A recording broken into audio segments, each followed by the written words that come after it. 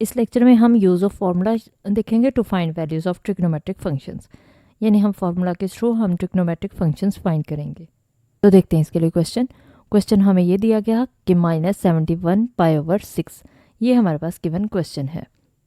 देखते हैं इसका सोल्यूशन। तो सोल्यूशन में हम इसको कैसे सॉल्व करेंगे, हमारे पास न्यूमरेटर में है 71, तो हम 71/6 लिखेंगे और पाई की जगह हम इसकी वैल्यू लगा देंगे। पाई किसके इक्वल होता है, 180 के। डिग्री फॉर्म में 180 के इक्वल लिखते हैं। 71 को 180 से मल्टीप्लाई करेंगे और डिवाइड कर देंगे 6 से, तो हमारे पास जो आंसर आएगा वो आएगा 2130।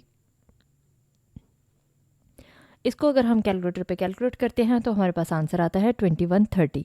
हमें k की वैल्यू चाहिए क्योंकि हमारे पास फॉर्मूला होता है 2k पाई प्लस थीटा, तो हमें k की वैल्यू चाहिए। उसके लिए हम क्या करेंगे, हम 2130 को डिवाइड कर देंगे 360 से, तो 360 से हमारे पास आ रहा है 5.91। अब ये सारा हम डिस्कस करके आए हैं कि k की वैल्यू को हम कैसे फाइंड कर सकते हैं। वैसे तो हमें खुद से ही ये फाइंड करनी होती है कि 2130 के साथ हम क्या करें कि हमारे पास k की वैल्यू भी बन जाए और थीटा भी मिल जाए। तो इसके लिए हम ये हिंट ही है आपके लिए कि हम इसको कैसे सॉल्व कर सकते हैं और ये इजी वे है।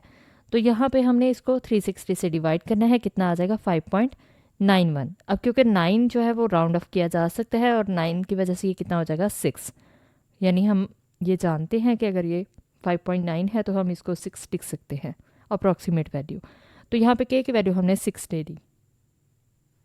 k की वैल्यू हमारे पास आ गई है। अब हम थीटा फाइंड कर सकते हैं, और थीटा हम कैसे फाइंड करते हैं, हम ये लिखते हैं कि 2130 हम लिखेंगे -6, ये हमारे पास k आ जाता है इंटू 360।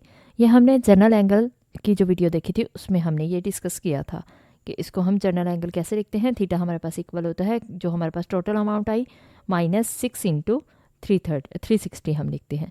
तो अगर हम इन दोनों को सॉल्व कर लेते हैं तो हमारे पास क्या आ जाएगा, थीटा की वैल्यू हमारे पास सॉल्व करने के बाद, यानी हम 360 को मल्टीप्लाई करेंगे 6 से और 2130 से जो भी आंसर इसका आएगा वो माइनस करेंगे, तो -30 हमारे पास थीटा की वैल्यू आएगी। अब हम सोल्यूशन में देखते हैं कि हमने पहले इसको लिखा 2k पाई प्लस थीटा, ये हमने फार्मूला लगा दिया जिस फार्मूला के थ्रू हम इसको फाइंड कर रहे हैं। 2k पाई प्लस थीटा लिख दिया।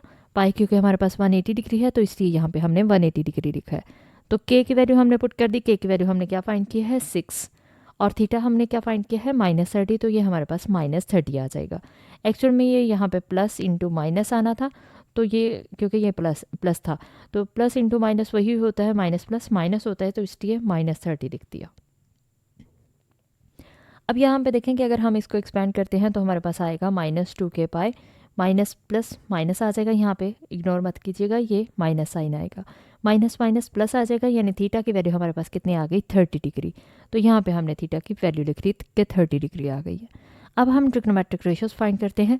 अब ये थीटा वैल्यू हमने कहाँ से फाइंड की, ये हमने इसी की वैल्यू फाइंड की है, यानी ये दोनों इक्वल आ जाएंगी। तो यहाँ पे हम वैल्यूज फाइंड कर लेते हैं। साइन ऑफ -71 π/6 किसके इक्वल होगा, sin 30 के। ये हमारे पास एंगल है थीटा, तो इसलिए हमने इसकी वैल्यू लगा दी sin 30, और sin 30 कैलकुलेटर से कैलकुलेट करें तो 0.5 आएगा, और 0.5 क्या होता है 1/2, तो इसलिए यहाँ पे हमने इसकी वैल्यू लिख दी 1/2। अब हम cos की वैल्यू फाइंड करेंगे, तो cos -71 π/6 को हम cos 30 लिखेंगे, और cos 30 क्या होता है √3/2। ये हम कैलकुलेटर से कैलकुलेट कर सकते हैं वैल्यूज़।